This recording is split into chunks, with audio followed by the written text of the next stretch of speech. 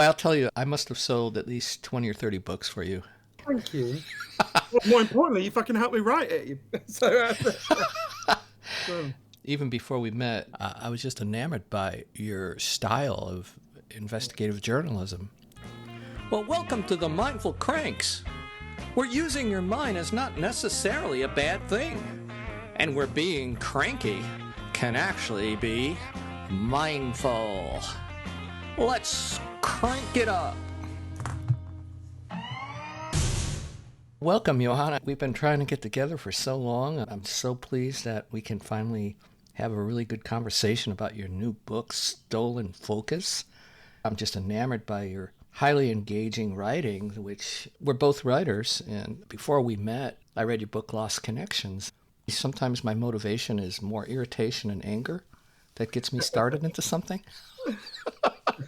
But I felt that your books are obviously personal, very personally motivated. And is that true? yeah, I Yes, just to start with, I'm so excited to be with you because it's the first time I've ever been interviewed by someone who massively helped me to gain the insights for the book. So, for listeners who don't know, I came to interview Ronald as part of because I'd read his fantastic book, Mindfulness.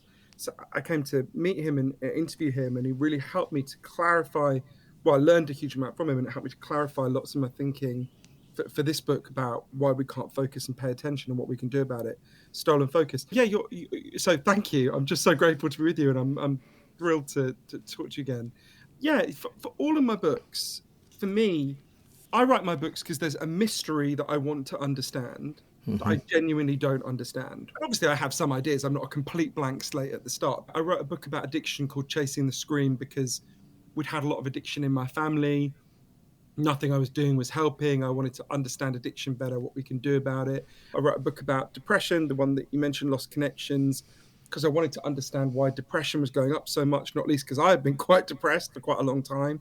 And with Stolen Focus, I noticed that with each year that passed, things that require deep focus that are so important to me, like, and I know are really important to you, like reading books, watching long films, having proper conversations, were getting more and more like running up a down escalator. You know what I mean? I could still do them, but they were getting harder and harder.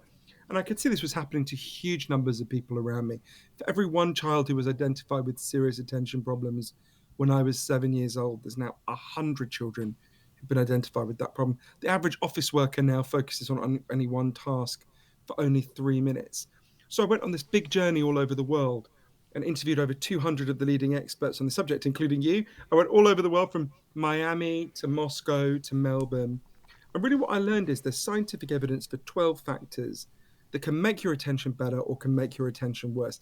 And loads of those factors have been hugely rising in recent years, which is why the book is called Stolen Focus. Your attention didn't collapse. Your attention is stolen from you by some big forces. And once you know that, it completely changes how we need to respond to it. So our attention is stolen and hijacked, and that's affecting our full potential, diminishing our potential as human beings in terms that if we can't focus our attention, it seems like the most important things in life and in the environment that we need to pay attention to, like the climate crisis, the democracy, which is collapsing. So it seems your writing is that there is this intense curiosity behind it. Because when we met, I felt that immediately. You just have this almost unbridled curiosity that is just incredibly engaging. You just find people are so endlessly interesting. I'm just like, I've the world is so, it sounds like really irritating and Pollyanna-ish, but it's so interesting. People are so interesting. People are amazing. Whatever the opposite of misanthropy, I know it would be philanthropy, which we call something else, but whatever the opposite of misanthropy is what I've got. I really like people. And even when I meet people who are doing terrible things, which I do quite often, Yeah. I'm always really curious about them. How did you become? Why do you do this awful thing? What happened to you? I'm such a kind of wet liberal in that respect that whenever I meet people who are doing awful things, I always find some reason to like them. I'll give you an example of it. Someone I got to know who's done real terrible harm. Most listeners will know who he is. Sheriff Joe Arpaio was the sheriff of Maricopa County for Oh, many, many yeah. years. Yeah. And for my book about addiction, I spent a lot of time in the prisons he ran. So I went out with a group of women who were in prison because they had addiction problems. who were made to go out on chain gangs wearing T-shirts saying I was a drug addict and dig graves while members of the public mock them and jeer at them. It's horrendous as you can imagine. And I got to know Sheriff Joe. I interviewed him a lot.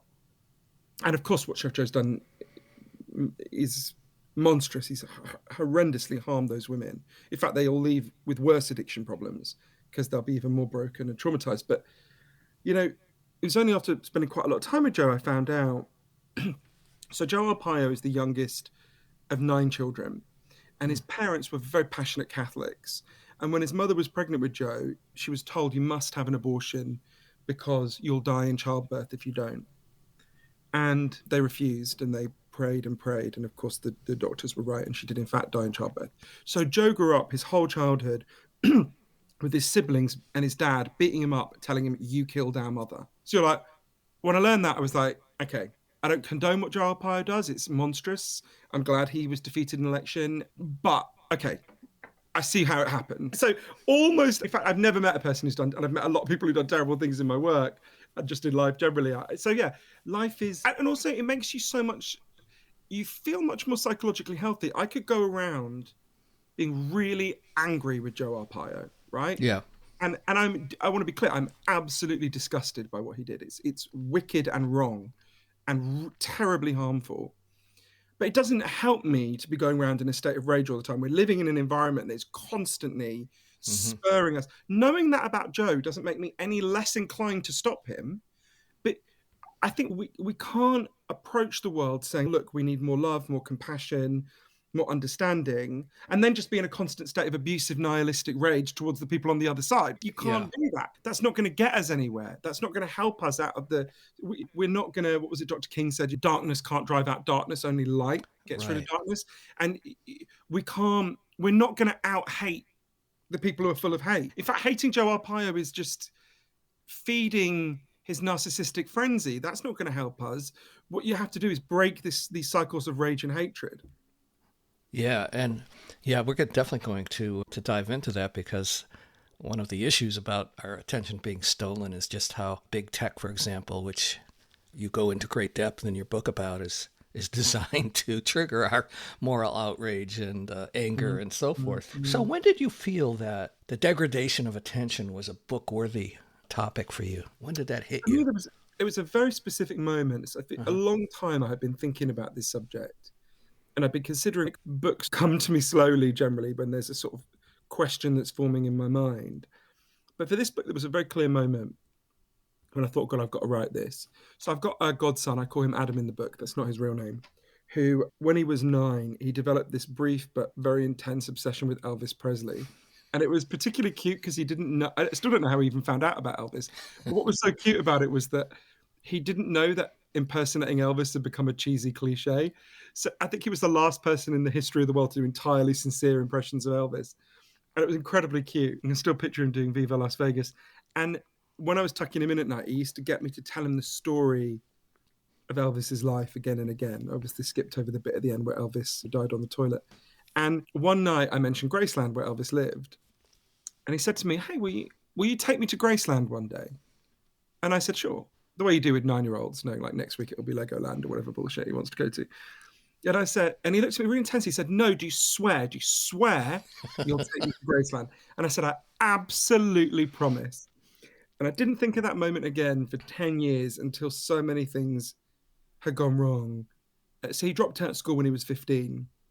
And by the time he was 19, this will sound like an exaggeration. It's absolutely not. He spent literally all his waking hours virtually on alternating between his iPad and his iPhone. His life was this blur of WhatsApp, YouTube, porn. And it was like he was whirring at the speed of Snapchat, right? Where nothing still or serious could touch him. Very intelligent, nice person. And one day we were sitting on my sofa just over there behind where I'm talking to you now. And all day I was trying to get a conversation going with him and I just couldn't. And to be totally honest with you, Ronald, I wasn't that much better. I was staring at my own devices. And I suddenly remembered this moment all these years before. And I said to him, hey, let's go to Graceland. And he looked at me completely blankly, didn't remember this promise I'd made. And I reminded him and I said, let's break this numbing routine. Let's go all over the South. But you've got to promise me one thing, which is when we go, you'll leave your cell phone in the hotel because there's no point going if you're just going to stare at your phone the whole time. And he really thought about it and he said, yeah, let's do it. So I think it was 2 weeks later, we took off from London Heathrow we went to New Orleans first.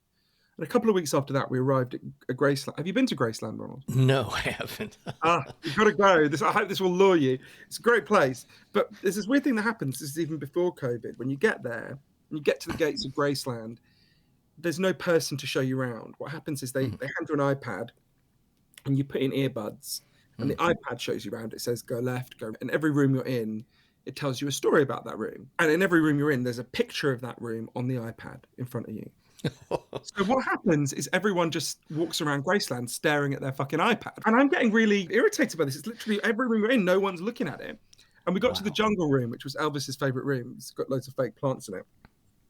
And there was this Canadian couple next to us. I'll never forget this. And the man turned to his wife and he said, honey, this is amazing. Look, if you swipe left, you can see the jungle room to the left. And if you swipe, you can see the jungle room to the right. And I laughed out loud because he's kidding. And I turned and looked, and him and his wife are just swiping back and forth. And I leaned over and I said, but sir, there's an old-fashioned form of swiping you could do. It's called turning your head, because you realize we're in the jungle room, right? You don't need to look at it on your screen. We're actually there, right? And they looked at me like I was completely insane and backed out the room. And I turned to my godson to laugh about it.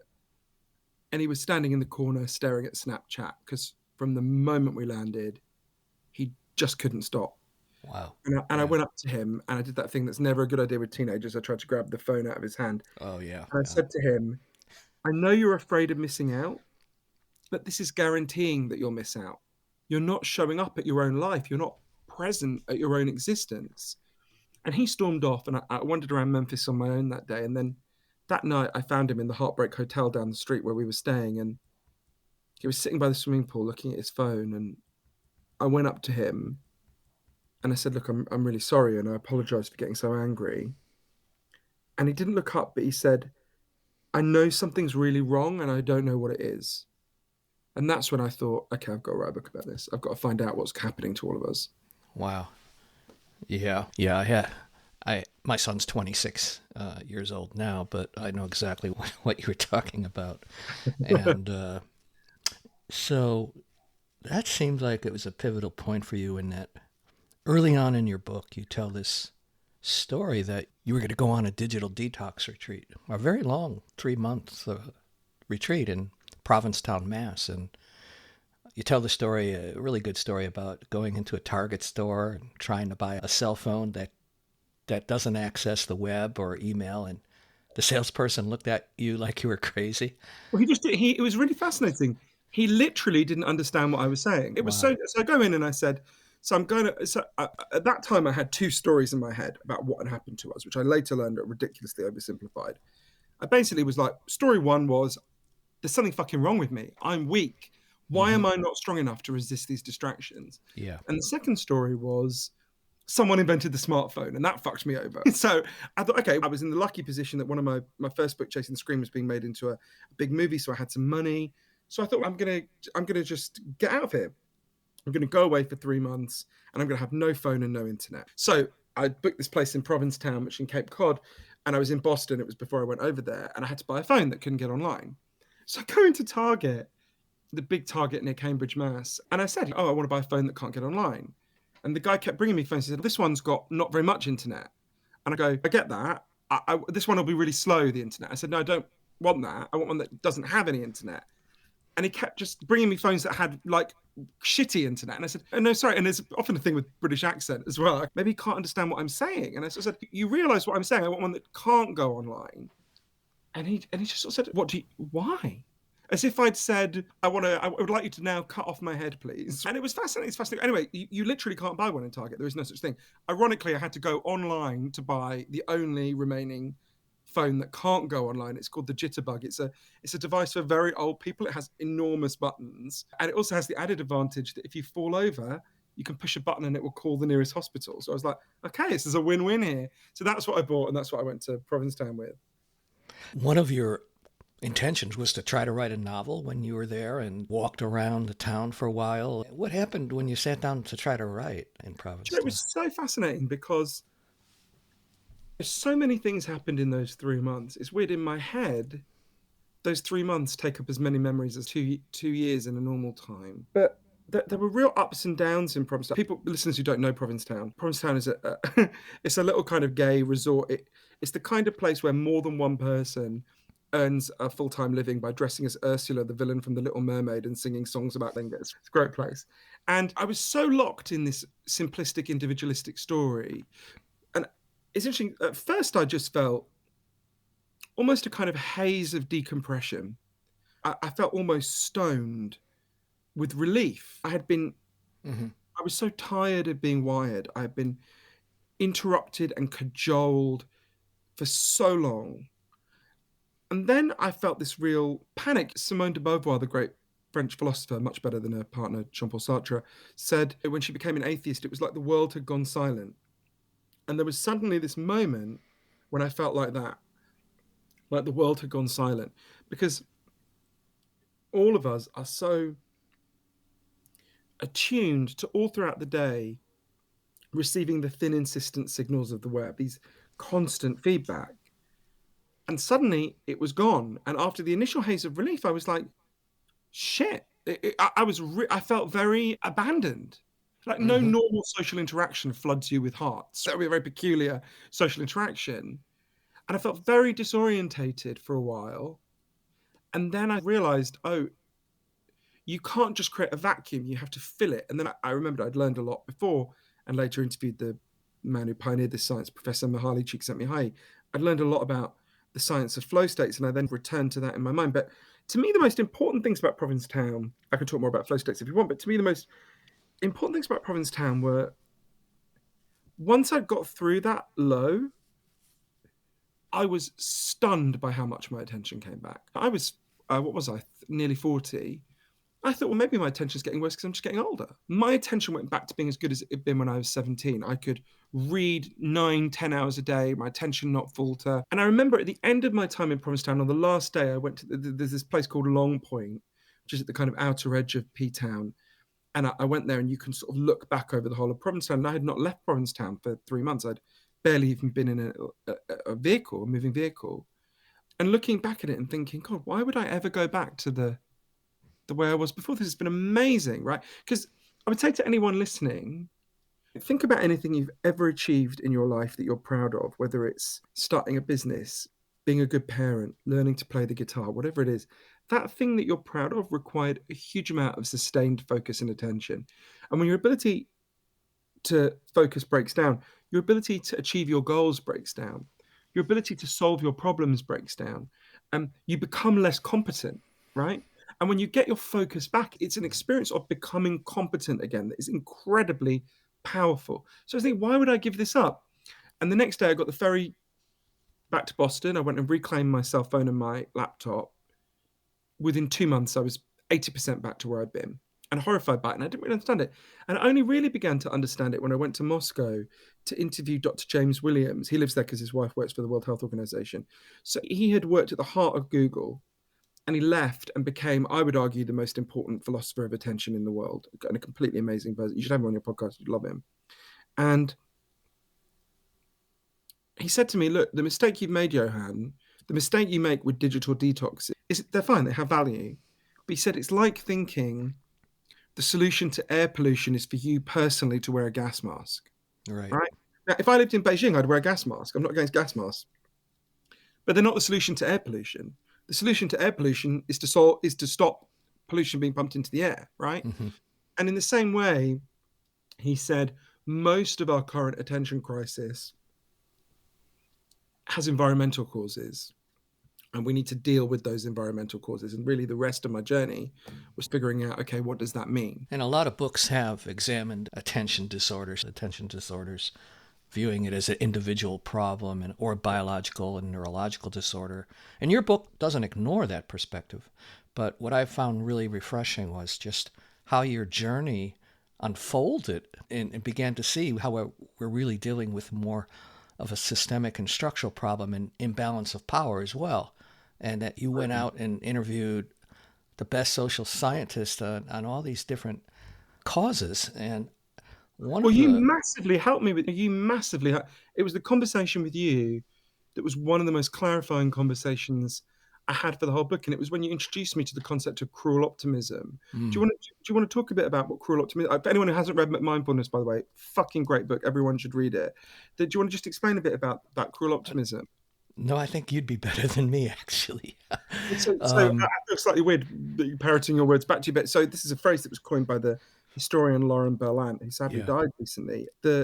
So cruel optimism is when you take something that has very big social causes, obesity, depression, attention problems, and you say to people in a very upbeat way, "Great news, guys! I got a solution for you. yeah. This terrible problem you've got, I'm going to solve it. You can't pay attention. Just use this meditation app for 5 minutes a day. You're going to Hmm. get your attention back. You can't, you're obese, cut out this food and that food, and you're going to be fine. You're depressed, just do this just start doing mindfulness." And of course, it sounds optimistic. It sounds like a great gift, right? And of course, there are some people for whom the problem will be solved by these very small tweaks. But precisely because the problem has much bigger causes, these simplistic solutions set the individual up to fail. But Yeah, most importantly, even when they're offered sincerely, and they're often offered sincerely, and most importantly, what they'll do is the individual will then blame themselves. They'll right. go, "Shit, I did the thing you're meant to do. That I took the solution and it didn't work. So there must be something wrong with me." Yeah.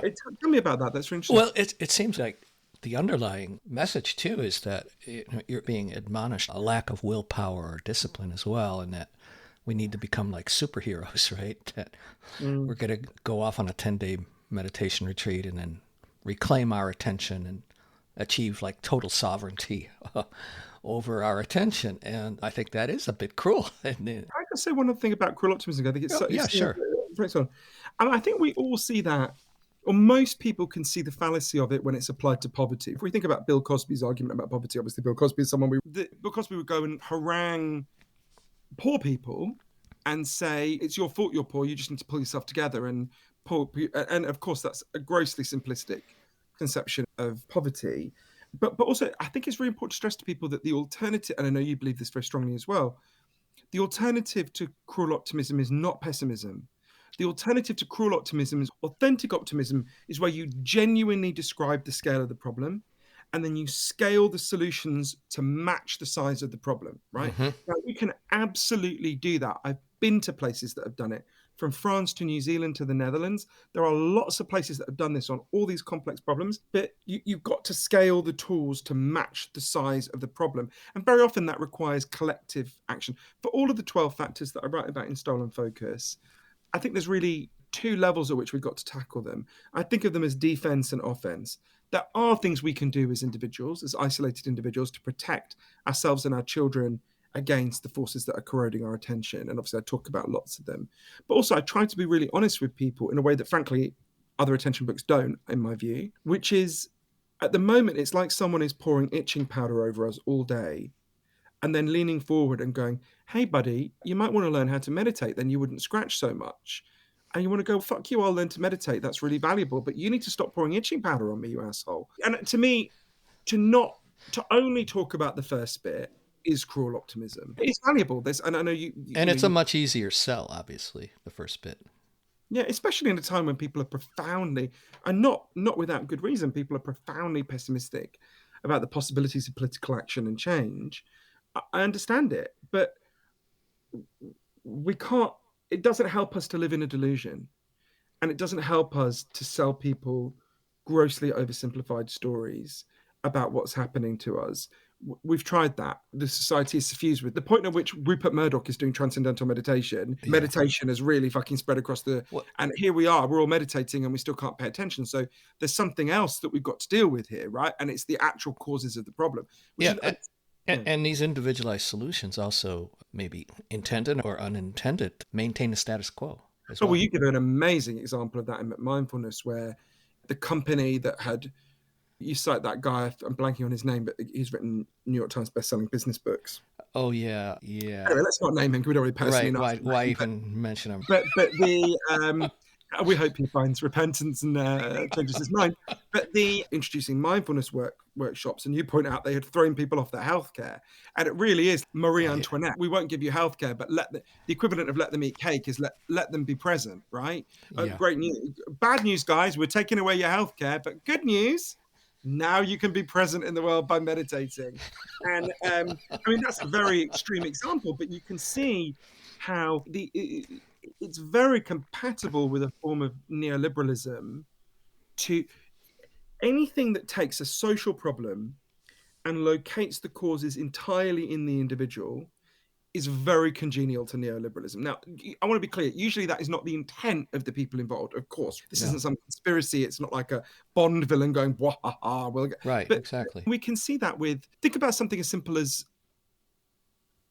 60% of Americans going into COVID had less than $500 in savings for if a disaster came along. Through no fault of their own, that money was transferred to the rich, right? Systematically transferred to the rich over 40 years. There's very clear scientific evidence that financial insecurity causes depression and anxiety, right? That's a real no shit Sherlock Yeah. finding. If we went back in time and said to my grandmother or your grandmother, do you think being really financially insecure makes you more likely or less likely to be really unhappy and depressed? My grandmother would have said, why are you wasting my time? Get out of here. So we had it collapse of the middle class and a huge increase in financial insecurity. At the same time, we had a huge increase in depression and anxiety. There's clearly, it's not the only thing that's going on. There's lots of factors, but there's manifestly a causal relationship between those two things. I can't imagine even what a person would be like who would deny that. And what happened? Everyone went to their doctor and they were told, oh, you're feeling depressed and anxious. There's just a biological problem in your brain. There's just a chemical imbalance in your brain. Here's some drugs right now. There are real biological contributions to depression and anxiety that exist alongside the psychological and social causes. Drugs can give some relief to some people, which is of value. But that's a crazy way.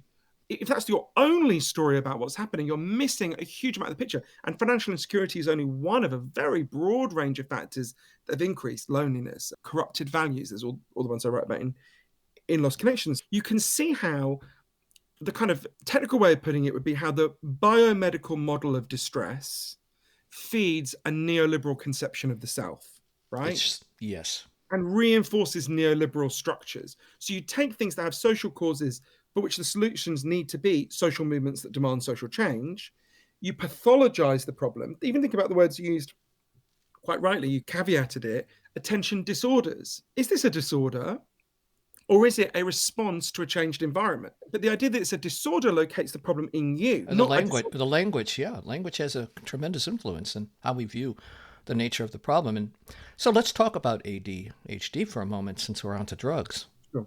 And it's a very hot button issue that has concerned me for a long time. And I've never bought into the mainstream thinking that ADHD was pure biological disorder.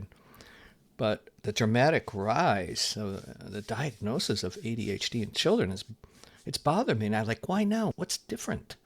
And there has to be something more to it than just that label. Can you tell us a little bit about that? There's loads of it's so interesting because if you read any psychiatry textbook, this is mainstream psychiatry, they all say when it comes to things like ADHD, depression, that they have what they call a biopsychosocial model. So it's very simple. It says for any what they call mental health disorders, there are three kinds of cause. There's biological causes, things like your genes, real brain changes that happen. Psychological causes, that would be things like, say, unprocessed childhood trauma, and social causes like financial insecurity, loneliness. And they all combine to some degree to create these problems, right? And of course, the amount varies in every individual. So in theory, that's their model, right? A biopsychosocial model. But as Professor Lawrence Kiermaier at McGill University said to me, in theory, we have a biopsychosocial model. In practice, we have a bio model. Their doctor, and you might get, if you've got a more enlightened doctor and you've got better insurance, they might talk a bit about the psychological components. No one in the United States gets talked to about the social components by their doctor. There's a handful. There's really interesting movement in California, not so far from you, about social emergency medicine, which is trying to. So there are some really interesting shoots about this, but they are sadly minority, very much a minority in the United States. So we think about how. So the first thing to say about ADHD is that everyone, I would argue, everyone being identified with ADHD has a real problem, right? Yeah, we're not denying that. Yeah. There are some people who deny it, and I think they're mistaken, although I understand Yeah. where they're coming from. They have a real problem, and there is some biological contribution for some people to their attention problems, right?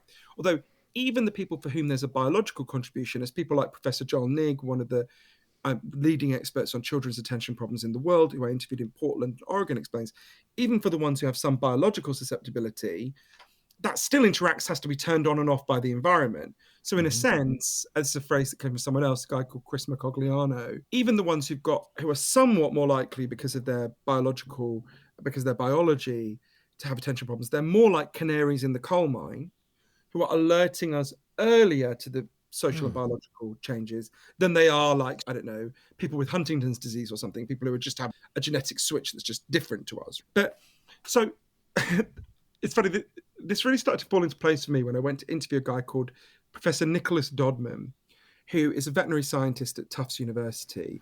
I want to preface this by saying that Professor Dodman is an extremely nice person. I like him.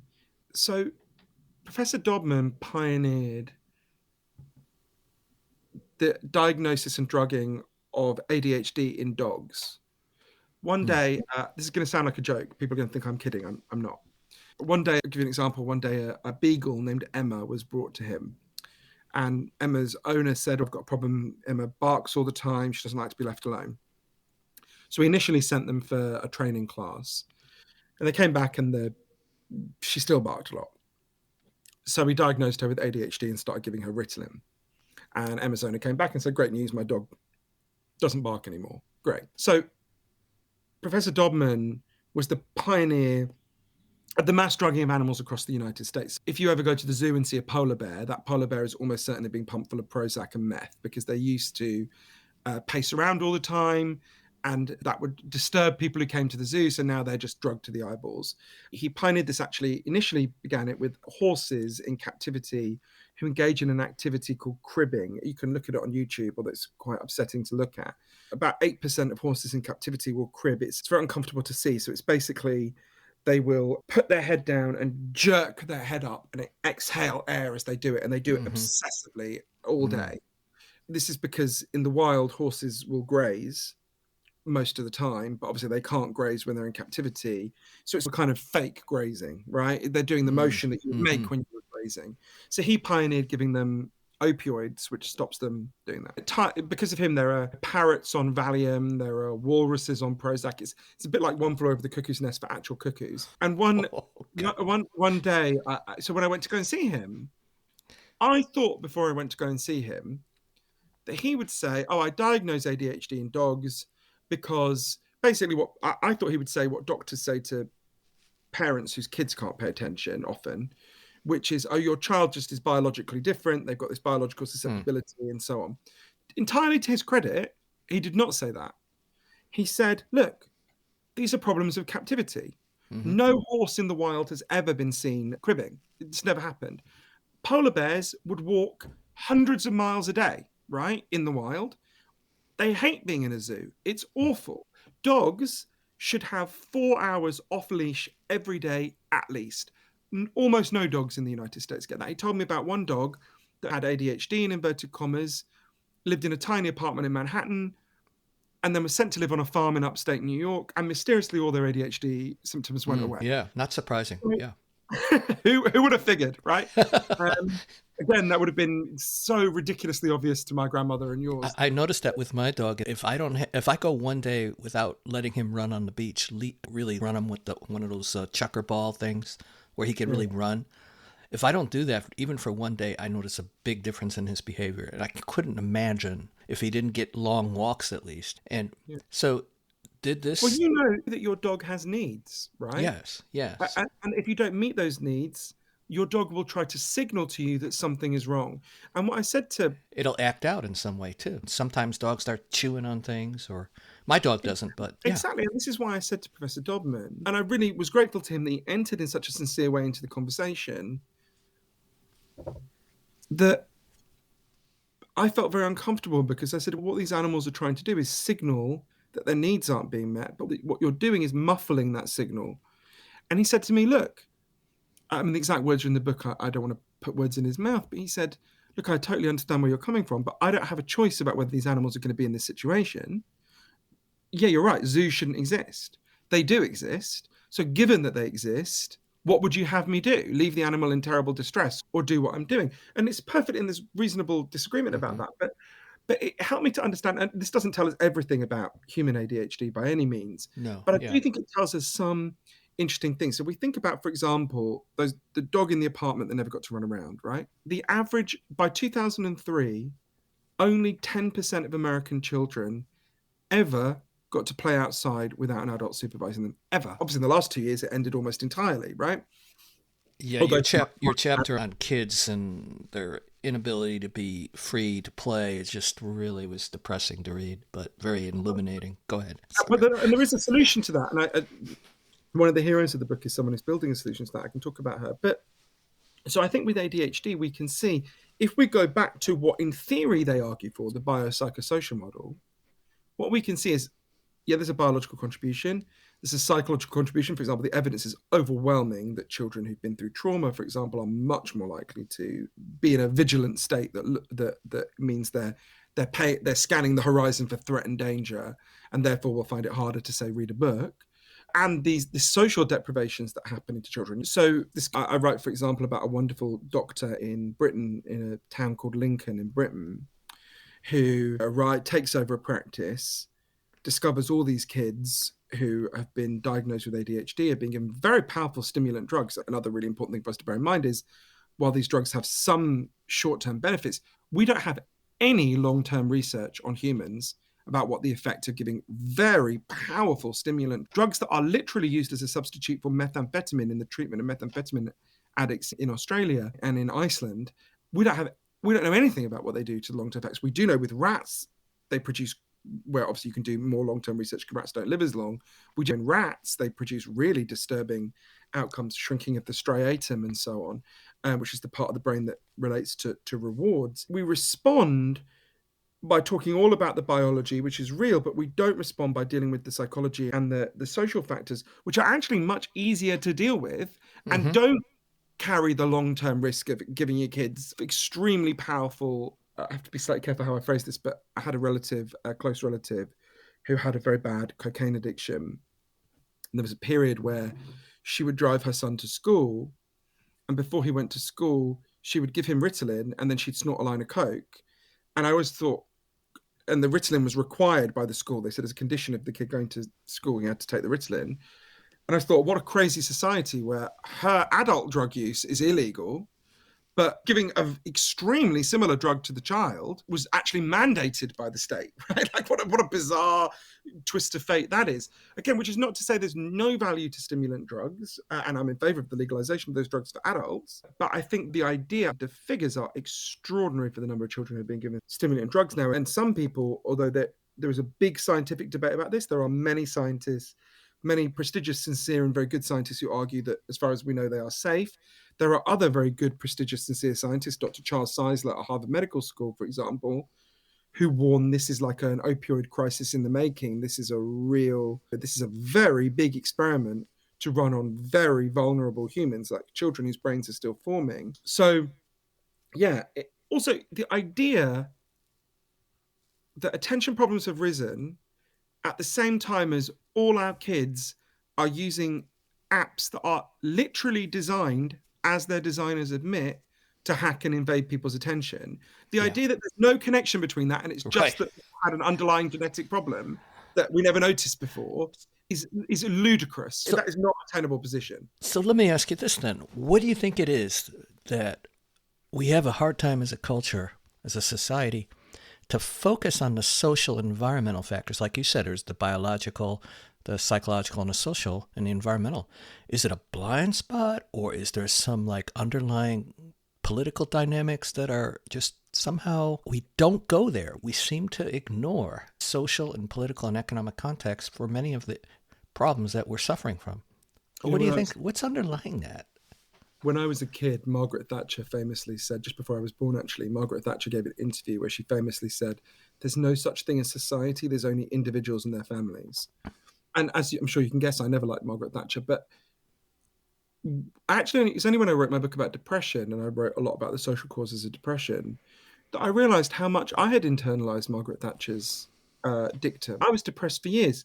Never occurred to me that it was related to any social causes. I literally didn't think about it. I entirely believed the biological and neoliberal narratives that I've been given about depression, that was just a chemical imbalance in my brain, even though the World Health Organization says this is primarily a social imbalance in the way we're living, not a chemical imbalance. So I think we're very outlying in this respect. There's a very good book about this called The Weirdest People in the World. Have you read it? It's a really good book. No. Excellent. And it's by a guy at Stanford. I'm sorry, I'm blanking on his name, unfortunately, but people can Google it. It's a very good book about how unusually individualistic the grammar of our thought is in the Western world. The grammar of our thought. Wow. Yeah. So I'll give you an example of, and there's lots of, there's a good book called The Geography of Thought that looks at this. Oh, yeah. Yeah, really good book. So for example, there's really simple experiments. It's slightly changing now because China is changing, but it used to be, you could show the same photograph, let's say someone addressing a crowd, to Americans and Chinese people. Mm-hmm. And you say, tell me what's in this picture. And Chinese people would describe the crowd first and then the person addressing them. It's a figure ground kind of thing. Exactly. Yeah. Whereas Americans would always describe the person addressing the crowd and then the crowd. That's right? Like the TAT test, the thematic apperception test. Yeah. Exactly. And you think about that's very, and this extreme individualism, which is historically unprecedented as far as we can tell, leads us in these weird directions. There's a very good piece of research that was done by Dr. Brett Ford and her colleagues. I interviewed her in Berkeley. She had a lot of colleagues. It was a very big piece of research. But basically, what they were researching was, if you decided consciously that you wanted to spend, let's say, 2 hours a day deliberately making yourself happier, they wanted to find out, would it work? Would you become happier? They did this research in 4 countries, the United States, Russia, Taiwan, and Japan. And what they found at first seems really odd. In the United States, if you try to become happier, you do not become happier. But in the other countries, Russia, the United States, Russia, Japan, and Taiwan, if you try to become happier, you do become happier. And they were like, what's going on there? And what they discovered is, of course, there were exceptions on both sides, but in the main, in the United States, when we try to make ourselves happier, you do something for yourself. You buy something to treat yourself. You work harder to get a promotion. So we have an individualistic conception of happiness. In the other countries, in the main, when they tried to make themselves happier, they did something for someone else, their friends, their family, their community. So they had an instinctively collectivistic idea of what it means to be happy. And it just turns out individualistic conceptions of happiness just don't work very well. I always think, when I think about it, I always think of that line, apparently apocryphally, Winston Churchill is said to have said, communism is a great theory. They just got the wrong species. It works very well for ants. And I feel like with individualism, and similarly, that's clearly true about communism, but individually, we're just not that species. A species of individualists would have died out on the savannas of Africa. We wouldn't be here if those were our instincts. So I think we live in a culture that constantly promotes the whole grammar of our thought is individualistic. What can I do? We're constantly taught to define ourselves primarily individually, and that produces all sorts. It has many good things about it, right? There are extremes of collectivism that we certainly wouldn't want, and I don't just mean communism. I've spent time in Amish communities. Think about, my dad grew up in the mountains of Switzerland, right? In a community that was much more like the Amish than anything like we know. And it wasn't literally the Amish, but very small, very homogenous community with very little personal autonomy or sense of determining your own fate. And my God, I'm so glad my dad got out of that. So there's an inherent human tension between the collective and the individual, which there's no perfect solution to that. But I think most people would agree we've gone, or I think most people could be helped to see we've gone so far towards individualism. You think about going into the pandemic, 41% of Americans agreed with the statement, no one knows me, staggering level of isolation as a result partly of this individualism. So yeah, I think there's lots to think about there. We can't not talk about big tech here, because you spent a lot of time in Silicon Valley and San Francisco, and I really like to dig into that, and just how a handful of engineers are manipulating the attention of some 11 billion people. And so tell us about your visits with Tristan Harris, why he's such an important figure in decoding these merchants of digital distraction. Tristan, I think, is a really wonderful human being. I think one of the most important people in the world today, actually. So he worked at the heart of Google, and he was working on their Gmail team. So the development of Gmail, Gmail already existed and was being used, but they were trying to make it more popular and crucially get people to use it more often. And one day he's sitting in the Googleplex and one of his colleagues had an idea. They said, why don't we make it so that every time someone gets an email, their phone just vibrates a little bit? And everyone said, oh, that's a good idea. Let's do that. And a week later, Tristan was walking around San Francisco and he just starts hearing these vibrations everywhere, like a weird electronic bird song. And he suddenly thought, shit, we did that. That was us. And he later did some calculations. That decision led to 10 billion interruptions to people's day every day. And he knew Incredible. some of the evidence about how being interrupted profoundly damages your attention. Professor Michael Posner at the University of Oregon found that if you're interrupted, it takes you on average 23 minutes to get back to the level of focus you had before you were interrupted. But many of us never get 23 minutes back. So we're constantly operating at this depleted level. So Tristan was at the heart of the machine that is disrupting our attention. And incredibly bravely, he tried to raise the alarm at the heart of it. I always think the analogy would be, imagine everyone was trying to get into Google, right? He's at the heart of Google. He's 27 and he just shares a presentation with the whole company. And the analogy would be if in 1978, a junior executive at ExxonMobil distributed a presentation to everyone going, guys, we're causing global warming and we've got to stop doing it. It was an act of stunning courage. And political career suicide, obviously, but yeah, well, he thought it was like a kind of kamikaze mission, but he's just like, look, Tristan is a serious and ethical person. And he just thought, this is intolerable. I can't live with myself if I'm part of this. We're destroying the world's ability to think or hampering it significantly. So he circulated this, and it's fascinating. One of the things that was so interesting spending time in Silicon Valley is how uncomfortable they are with what they're doing. Many of the people, not the kind of big bosses who are the main beneficiaries of this, but one of Tristan's friends and a friend of mine, Dr. James Williams, who I mentioned before, a real turning point for him. He spoke at a tech conference, and the audience is literally people using the apps your son, my godson, my nephews are using all the time. And he said to them, if there's anyone here who wants to live in the world that we're creating, please put up your hand. And not one person put up their hand. So a great deal of cognitive dissonance, and I was going to actually say, how could they sleep at night? There must be a tremendous amount. It reminds me exactly when you mentioned the petrochemical industry, because I did some work a long time ago consulting down at Exxon Chemicals, and I remember, well, that's a while back, but I remember there's this one scientist, and he was constantly suffering from these headaches and anxiety, and he was a benzene chemist, working on benzene, very carcinogenic. And I had an intuition that he feels like he's contributing to people's ill health, and it must be just gnawing on him somehow. That's so interesting. I spoke to Noam Chomsky once about how Noam used to run a class where they, in the 60s and 70s, where they would, him and his colleague Louis Kampf would bring in speakers to talk to the students, and they brought in a very distinguished physicist who had been part of the Manhattan Project. And Noam was trying to say to him, what did you think about the ethical implications of this? And he said the guy just kept talking about the technical internal physics and just almost had, and this was a liberal, humane person, but had just blocked out thinking about the fact that this is producing something that could literally destroy the world. And yet, I've got to believe that at some level that will manifest in the individual.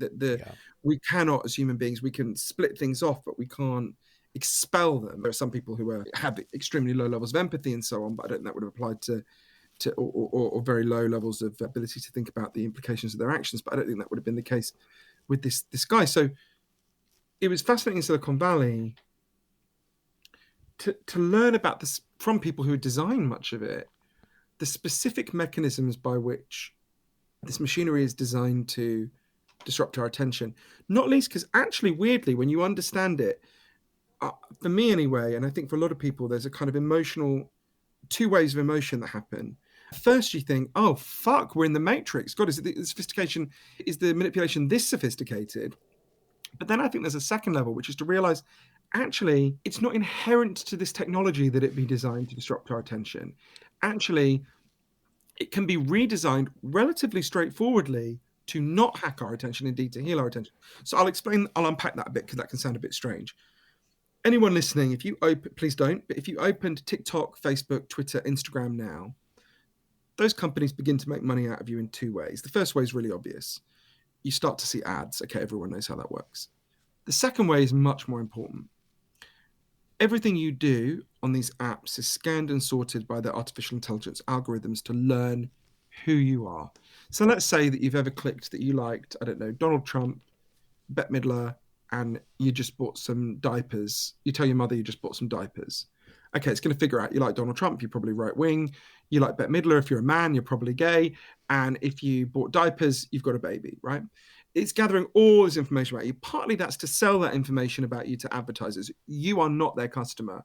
You are the product they sell to the real customer, who's the advertisers. If someone's selling diapers, they want to target ads at people who've got babies. You don't want to target them at me. I haven't got a baby. That's part of it. But more importantly, it's about learning the weaknesses in your attention so they can keep you scrolling. Because every time you pick up your phone and every extra minute you scroll, they make more money. And every time you put your phone down or your kids put their phone down, that revenue stream disappears. So all of this AI, all of their artificial intelligence, all of their algorithms, all of this genius in Silicon Valley is currently geared towards one thing: figuring out how do we get you to pick up your phone as often as possible and scroll as long as possible. That's it. The irony of that is called engagement. Yes, yeah, and it is engagement of a kind. But to me, the analogy would be the head of KFC will every day be seeing statistics, and all he cares about is, did you go to KFC today, and how many pieces of chicken did you order? Now, that's a form of engagement. You're engaging with KFC, right? Believe me, I've been there, as you can see from my chins. But so that's what how the machinery works. But what was fascinating was to have it explained to me that it doesn't have to work that way. There's a historical analogy that really helped me. So you'll remember this, Ronald. I remember when I was a kid, the standard form of gasoline in the US, Britain, across the world was leaded gasoline. And a bit before my time, a lot of people painted their home with leaded paint. And it was known for a long time by scientists that exposure to lead really harms people's brains, and in particular harms children's ability to focus and pay attention. And obviously, if it's in the gasoline, it gets into the air, everyone's breathing it in. So by the time the lead industry funded a kind of bullshit denialist stream of science, talk about pathologization. They said it seems almost comic. It's so monstrous. They funded a pseudoscience that told people that in fact it's not exposure to lead in the air that was causing lead poisoning. It was that mothers were not dusting their houses enough, and in particular what they called uneducable black. But the phrase is, I'm quoting them, this is obviously not language I would use. They said uneducable Negro and Puerto Rican mothers in particular were unable to dust their houses. And they also said that the children with lead poisoning had a disease called pica, which gave them an irrational biological desire to break off chunks of lead and suck it. It's completely... Wow. Well, it reminds me of the tobacco industry as well. Exactly. Very similar to the kind of ludicrous denialism of the tobacco industry. But by the time you got to the late 70s, the science was they couldn't really deny the science anymore. So what happened is a group of ordinary women, they were overwhelmingly mothers, what we would then have called housewives, banded together. Why are we allowing this? Why are we allowing the lead industry to fuck up our children's brains? This is crazy, right? And it's important to notice what they didn't say. They didn't say, so let's ban all paint. They didn't say, so let's ban all petrol. They said, let's ban the specific component in the paint and the petrol that's harming our children's brains. Right. It's a technological choice. It's not technological determinism here. Exactly.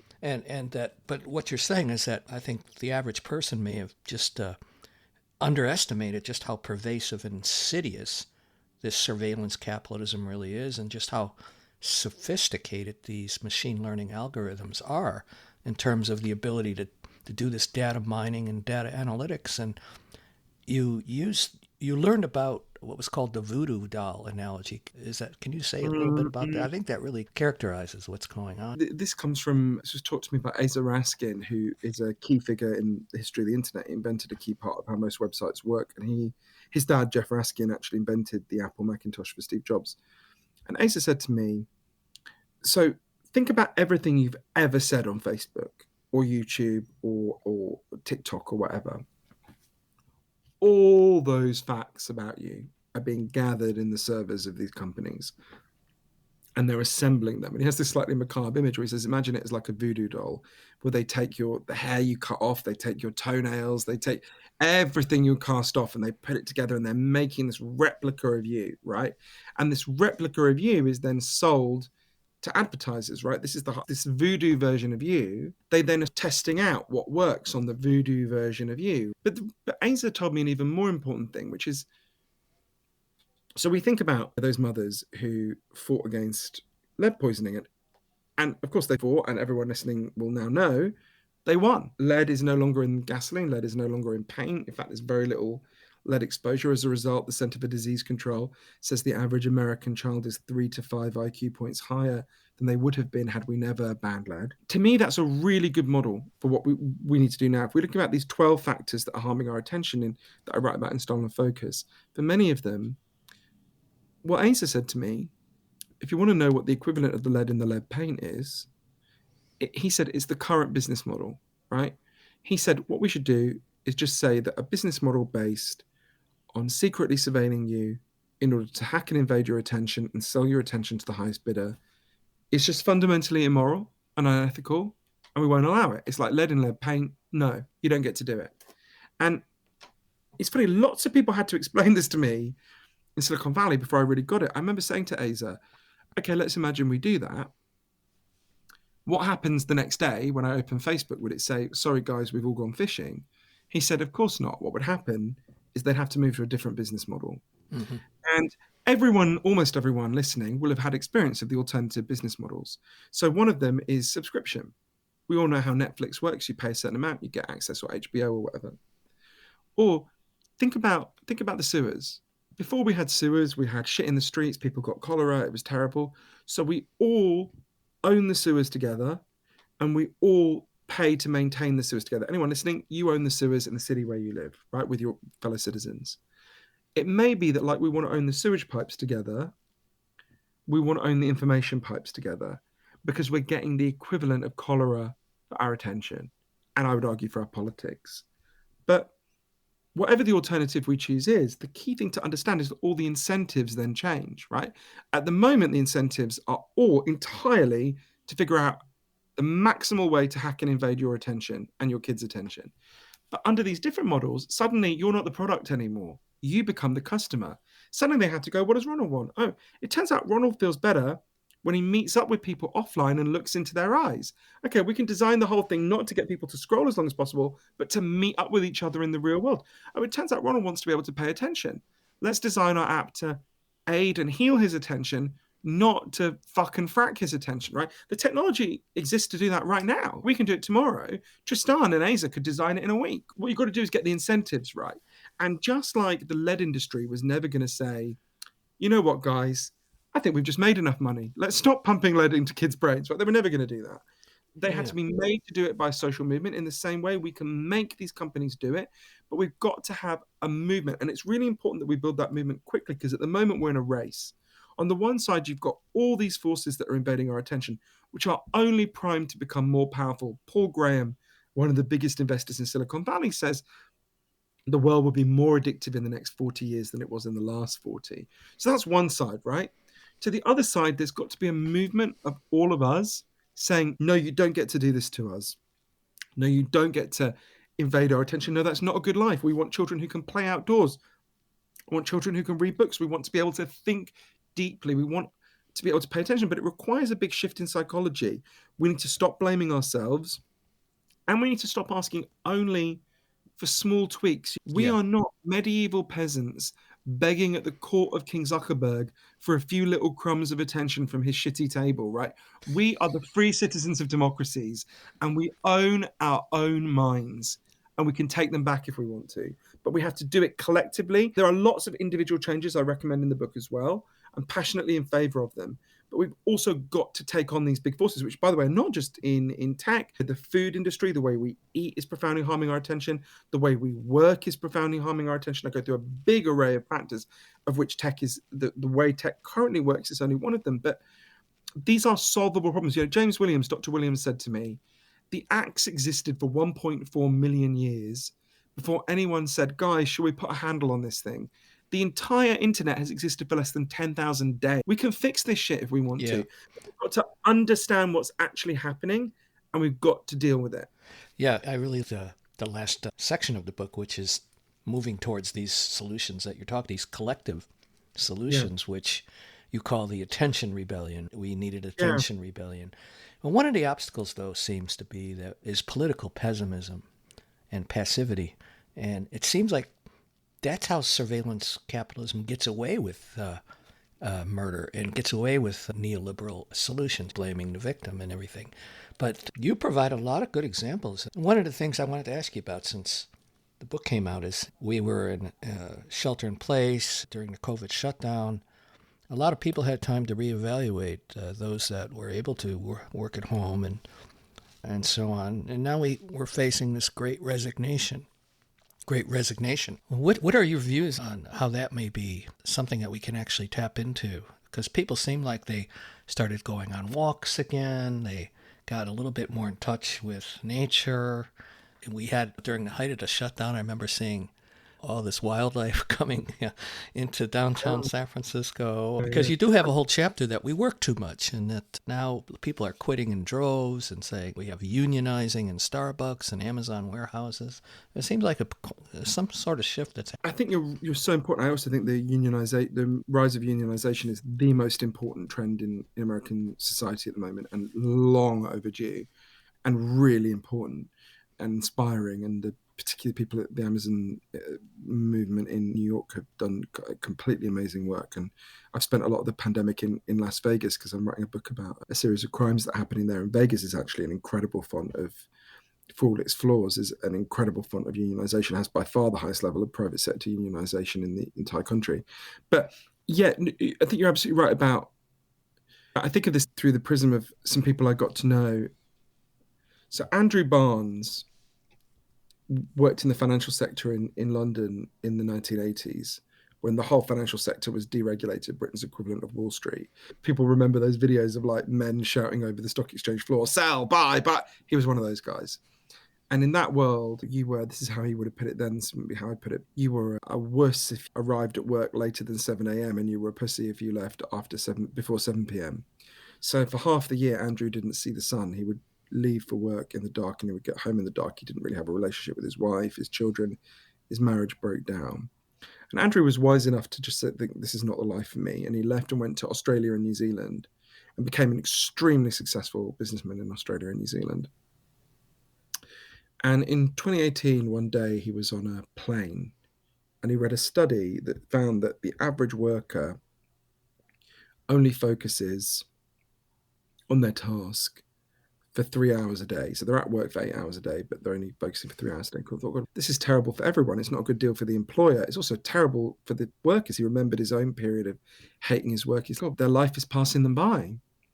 And he had this idea. He thought, if everyone who works for me, if we just move from them working 5 days a week to them working 4 days a week, but I paid them the same as for 5 days, and in return, they were better rested, they were, happier.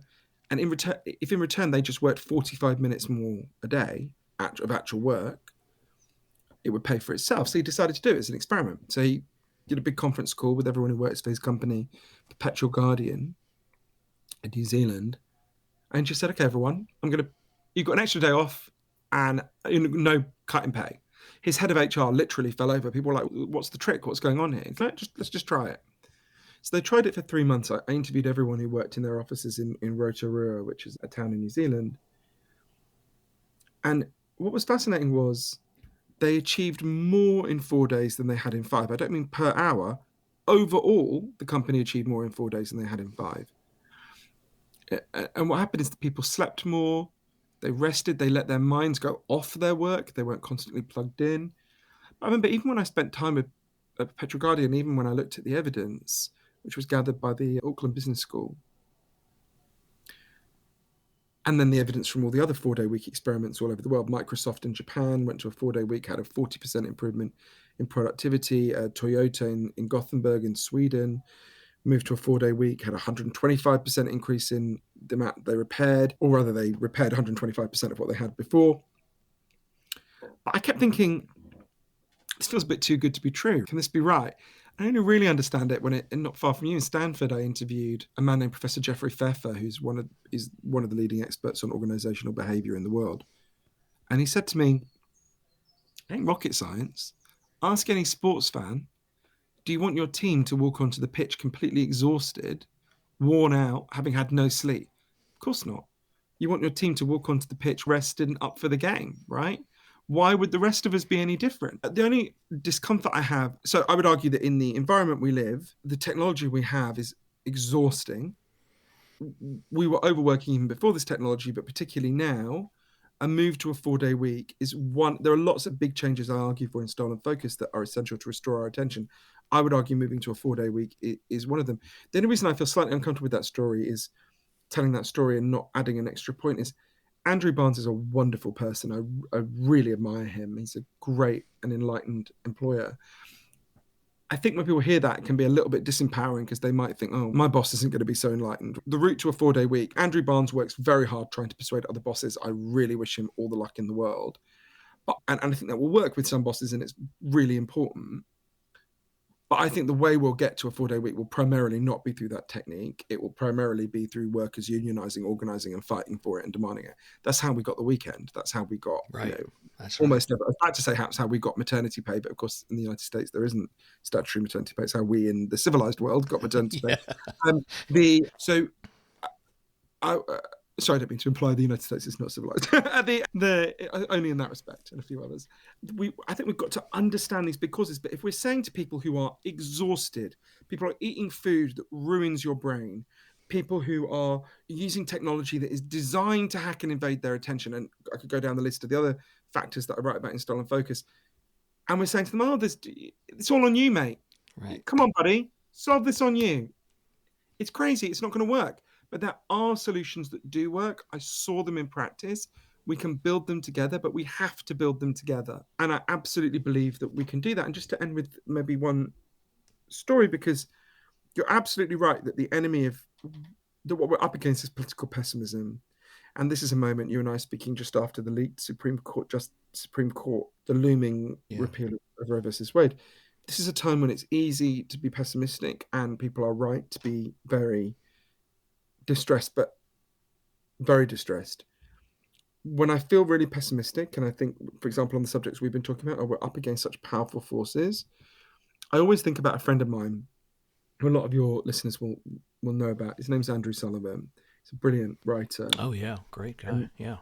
Andrew was diagnosed as HIV positive at the height of the AIDS crisis in 1994, when, as far as he knew, that was a death sentence. His best friend Patrick had just died of AIDS. And Andrew thought, I've got a couple of years to live. Obviously didn't know protease inhibitors were on the horizon. I'm going to do one last thing before I die. So he quit his job. He was the editor of the New Republic, and he went to Provincetown, where I went. And he wrote a book about a crazy utopian idea that no one had ever written a book about before. And he thought, I'm never going to live to see this idea put into practice. Nobody alive today will live to see this idea put into practice, but maybe someone somewhere down the line will pick up this idea. The idea that Andrew wrote the first book to ever advocate for was gay marriage. When I get depressed, I try to imagine going back in time to 1994 to Provincetown and saying to Andrew, okay, Andrew, you're not going to believe me, but 26 years from now, A, you'll be alive. That would have completely blown his mind. B, you'll be married to a man. C, I'll be with you when the Supreme Court of the United States makes it mandatory for every state in the United States to introduce gay marriage, and they will quote the book you are writing now when they make that case. And you'll be invited the next day to a White House lit up in the colors of the rainbow flag to have dinner with the president to celebrate what you and so many other people have achieved. Oh, and by the way, that president, he's going to be black, right? Every aspect of that would have sounded like the most idiotic. It'd be like me going to you, so Ronald, 26 years from now, a trans president is going to invite you and me to smoke crack with her in the Oval Office. It would have sounded like completely preposterous, right? Not that we want that. The trans president, yes, not the crack. But I mean, if you want the crack, no, I'm not judging you. So incredible things happen when enough people band together and fight for them. I don't want to be naive about this. We're up against very powerful forces on many fronts. But you have 2,000 years of homophobia, and in the space of 3 generations, and I'm not saying that we've dealt with all of it, as we've all seen in Florida, there are plenty of places where this can become resurgent, but you can make stunning progress. So we need to give people back a sense of collective agency. And the potential constituency for a movement to deal with our attention problems is literally everyone except Elon Musk and Mark Zuckerberg, right? Almost everyone can feel this happening to them. Almost no one likes it. I've yet to hear a parent say, my child can't pay attention, I'm so glad. We can absolutely deal with these problems, but we've got to understand what's happening and we've got to start to fight, because you don't get what you don't fight for. Yeah, that's absolutely right. And I think that's a really good place to end. And I want to thank you so much again for agreeing to have this conversation. You're a wonderful writer, so engaged, so energized. I'm so inspired by your work.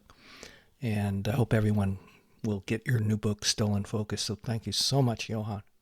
Oh, thank you so much. It's funny, as a British person, you're trained to, when someone gives you a compliment, you're meant to look down. And the face the Queen does, which is like a very stern face. You're going to go, yes, which is the kind of way the Queen would do it. But, you're meant to make some like self-deprecating joke. I don't think so. But thank you. No, I'm really moved by that, especially because I really admire your work. And as I say, talking to you massively opened up so many of these themes for me. So I would really urge everyone to listen. I hope if you have time, if you're out this way in Pacifica, we can go for a walk by the beach and have another crab sandwich.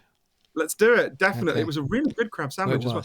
And I meant to say on my publishers tased me that anyone who wants to get any more information about the book can go to www.stolenfocusbook.com. You can see where to get the audiobook, the ebook, or the physical book. Yeah, we'll have that on our show notes as well. Thank you for listening to episode 38 of The Mindful Cranks with our very special guest, author and journalist, Johann Hari, whose new book, Stolen Focus, Why You Can't Pay Attention and How to Think Deeply Again, is already a New York Times bestseller. I was fortunate enough to meet Johann in September of 2019 when he was writing this book. He came to my house here in Pacifica, and we spent the whole day together discussing a range of topics from cruel optimism to the privatization of mindfulness as the new capitalist spirituality. I can guarantee that once you get a hold of Stolen Focus, you won't want to put it down.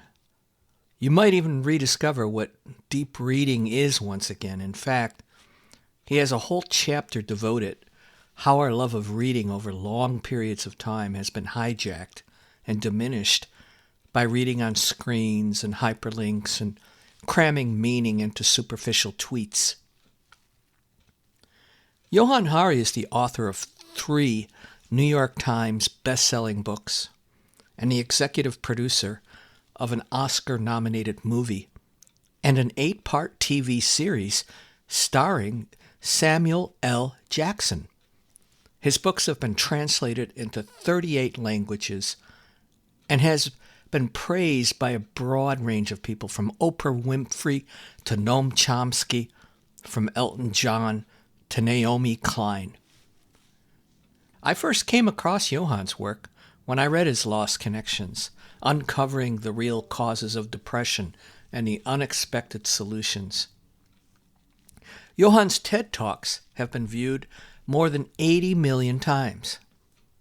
He has written over the past decade for some of the world's leading newspapers and magazines, including the New York Times, the Los Angeles Times, The Guardian, Politico, and many more. He's appeared on NPR's All Things Considered, HBO's Real Time with Bill Maher, the Joe Rogan podcast, BBC's Question Time, and many other popular shows. Johann studied social and political science at King's College, Cambridge and graduated with honors. Check out our show notes for links to his websites. Again, thanks for listening to the Mindful Cranks. I'm your host, Ron Purser. We're finally back after a long hiatus. I've been really busy teaching several online courses at Dharma College, based in Berkeley, California, as well as my regular duties at my day job as a professor of management at San Francisco State University, where I teach over 700 undergraduate students per semester. So sorry for the pause, but we're back, and with lots of interesting guests and authors to come, so stay tuned. Check out our website at www.mindfulcranks.com and leave us feedback if you can on your favorite podcast platform, Apple Podcasts, Spotify, whatever it may be. You can follow us there too, of course. Thanks again, and until next time, keep it cranking.